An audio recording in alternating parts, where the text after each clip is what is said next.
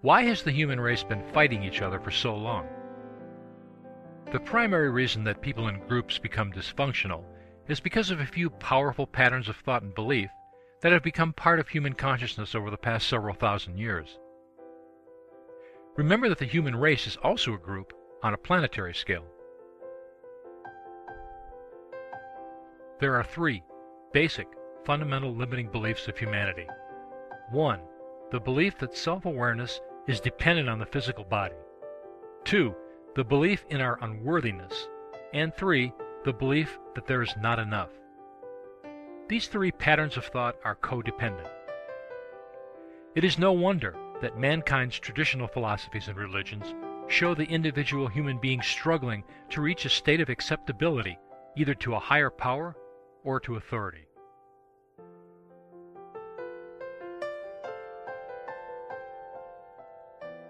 We either submit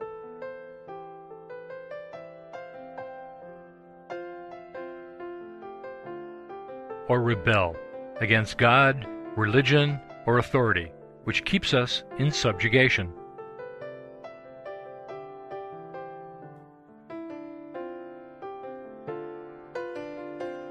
Dr. Marshall Rosenberg, at the Center for Nonviolent Communication, shows us that there is really no difference between a person who meekly submits to something and the person who fights against something. Both persons are resonating to whatever is not wanted, and so the unwanted thing continues. The correct path is simply to create something different, something positive.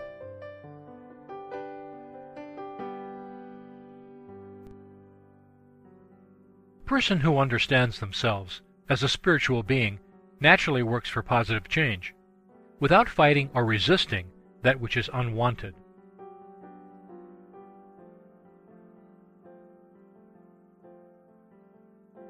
A person who believes that he or she is just a physical body, however, will often want to fight you to uphold their beliefs. These are the people who believe that power over others and control is the only way to regulate society. The desire for control, however, stems from a deep feeling of insecurity. And the acceptance of that by the people comes from a belief in unworthiness. And so we control and submit and rebel, and that has been the tawdry story of history.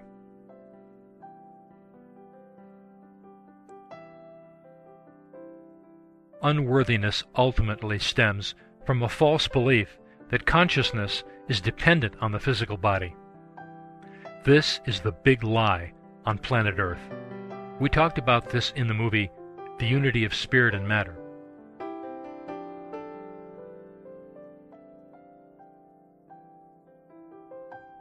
The belief that your self-awareness is extinguished like a candle flame when you die is a complete inversion of the truth. Such a belief creates an inner sense of insecurity and an anxiety that there can never be enough.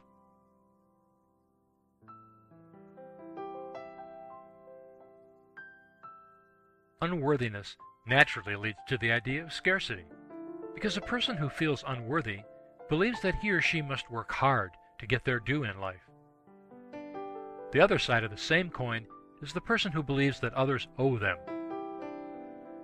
Both attitudes lead to a scrambling way of life to get their fair share in a system where, it is believed, there is only so much to go around.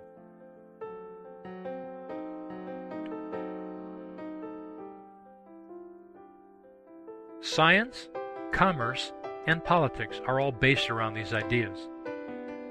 Scarcity then leads to complaining because we don't have enough, criticizing because others are grabbing more than their fair share, fighting, which leads directly from the dissatisfaction of not having enough, and competition to secure scarce resources. This naturally leads to war.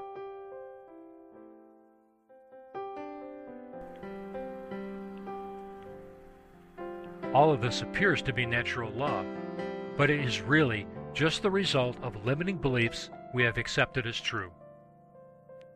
Beliefs are just information that we program into ourselves and are the source of our so-called subconscious mind. Our human belief systems have stupidly resonated to ideas like, you only live once, there is only so much to go around, and you have to fight to get what you want, for centuries. And so our reality solidly reflects exactly what we believe to be true. As a species, we have become victims of our own thinking. Duh.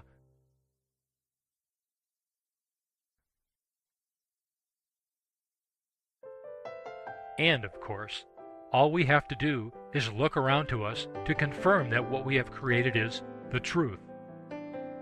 Any deviation from the norm is pronounced by authorities to be kooky, a pipe dream, or even delusional, because it isn't real. That is a self-fulfilling prophecy, for if deviation from the norm is crazy, then we are all prisoners within the status quo. And that's exactly what those with agendas want.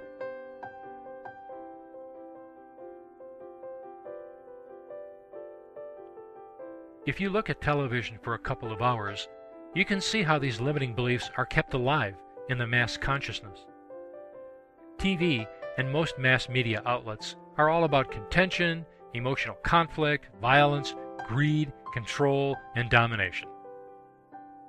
In order for the old order to continue, these limiting beliefs and ideas must constantly be repeated because they're so stupid.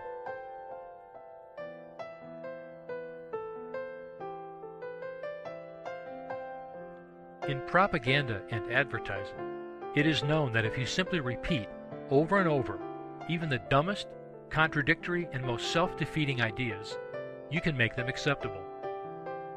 If you don't believe that, take a critical look at your TV programs and their advertising. Write down what the characters are saying and doing to each other and note their emotional states. Compare these to the scale of vibration emotion at www.kjmclean.com/emotion.php. Note what the advertisements are saying and how they portray people.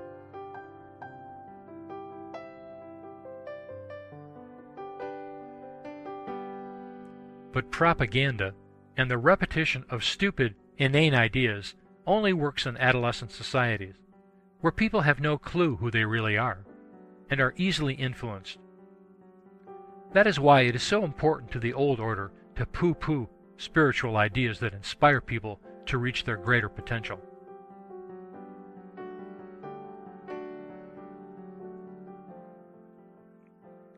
The thought forms of complaining, criticizing, and fighting combine to form an attitude or a consciousness that leads, over time, to disintegration. These ideas have been responsible for the downfall of every human organization and civilization for the entire recorded history of planet Earth. But that reality is not human nature. It is only a created reality. Once we consciously change our limiting belief systems, our world can experience a renaissance. And it is not hard to change limiting beliefs. All we have to do is decide differently.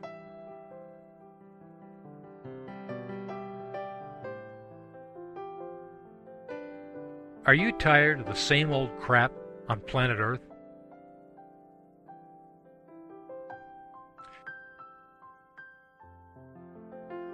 Well, the simple but powerful truth is that we are all creating the reality that we experience. Adolescents whine and whinge and blame their problems on other people. That is what the human race has been doing for a long, long time. It's time for the human race to grow up. When individuals consciously change their beliefs en masse, and it is happening right now, we can reprogram the belief systems of the human race. And when that happens, positive change will rapidly occur.